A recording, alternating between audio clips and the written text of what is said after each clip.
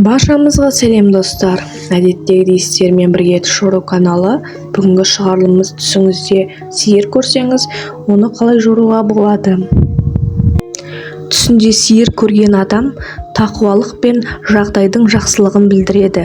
Сондай-ақ адамның күнделікті ризық несібесі үшін табуға тырысып жатқан жұмысының кеңеюіне, егер бір кәсіп ниет етіп армандаған болса, соны білдіреді.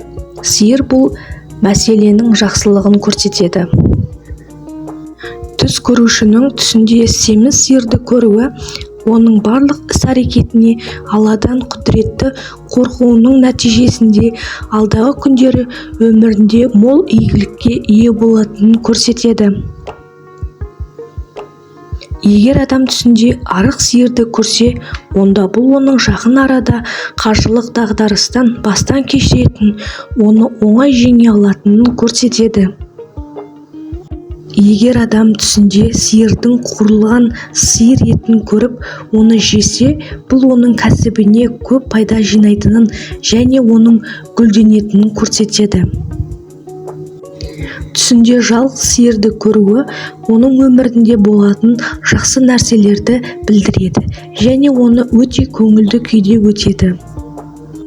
Әйел түсінде әлсіреген және арық сиыр көрсе, бұл оның жүктілігінде өте ауыр сәтсіздікке ұшырайтынының белгісі. Түсінде ажырасқан әйел сиыр көруі, жақын күндері оның өмірі жеңілдететін және жағдайының айтарлықтай жақсаратын мол жақсылықты көрсетеді. Егер ер адам түсінде сиыр көрсе, бұл оның алдағы кезеңде өз бизнесінде көптеген жетістіктерге қол жеткізетінінің белгісі және ол нәтижесінде өз бәсекелестерінің арасында беделді орынға ие болады.